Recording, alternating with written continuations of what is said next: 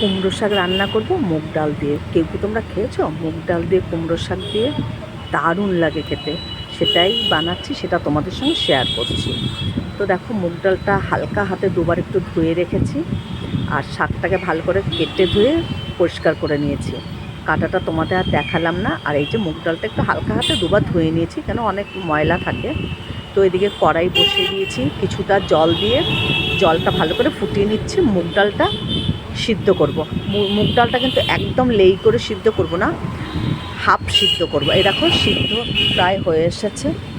আর ওপরে যে ফেনাটা হচ্ছে, সেই ফেনাটা আমি হাতা দিয়ে আস্তে করে তুলে ফেলে দেবো। মুগ ডাল দেখো সিদ্ধ হয়ে এসছে, আর একটু হলেই ডালটা আমি বন্ধ করে রাখবো। এবার ডালটা বন্ধ করে রেখে একটা কড়াইয়ের মধ্যে আমি শাকগুলো সব দিয়ে সামান্য একটু জল আর একটু নুন দিয়ে একটু সিদ্ধ করে নেবো আগে। মানে জলটা এমনভাবে দেবো যেন শাকের মধ্যেই জলটা টেনে যায়। এই দেখো, মুগ ডালটা আমার এরকম হাফ সিদ্ধ করে রেখে দিয়েছি। এই দেখো, শাকটা মজে এক কড়াই ছিল, অনেকটা কমে এসেছে। আর জল কিন্তু আমি বেশি দেইনি, জলটা কিন্তু এমনভাবে দেবো যেন শাকের গায়ে জলটা থেকে যায়। তো শাকটা সিদ্ধ হয়ে গেছে প্রায়, আর দুটো কাঁচা লঙ্কা দিয়েছিলাম। এবার আমি শাকটাকে নাবিয়ে নেব। সামান্য একটু জল রয়েছে, জলটা আরেকটু মরে গেলেই শাকের জলটা আমি নাবিয়ে নেব। তো এবার শাকের মধ্যেই আমি আবার সিদ্ধ ডালটা ঢেলে দিলাম। সেদ্ধ ডালটা শাকের মধ্যে দিয়ে দিয়েছি। এবার চারিদিকে একটু মাখিয়ে দেবো শাকের সঙ্গে।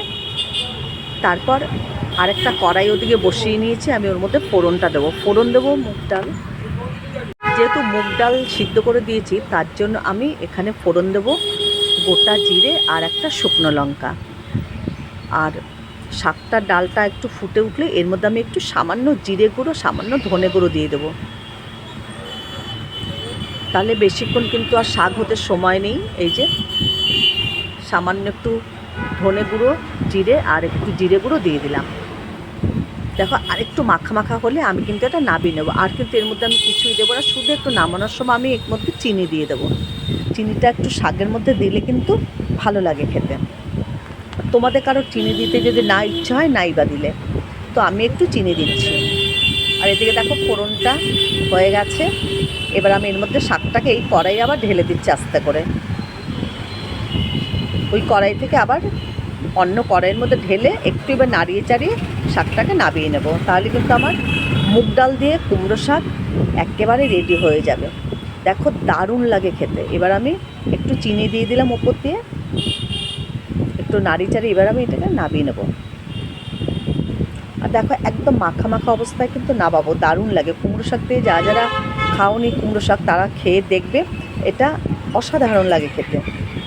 একদম নিরামিষভাবে করলাম, দারুণ লাগে। আর বেশি কিছু এতে দিতে হয় না। দেখো, শাক কিন্তু আমার হয়ে গেছে। গ্যাসটা এখন আমি অফ করে দেবো। যে শাক আমার একদম রেডি, একটা বাটির মধ্যে ঢেলে দিলাম।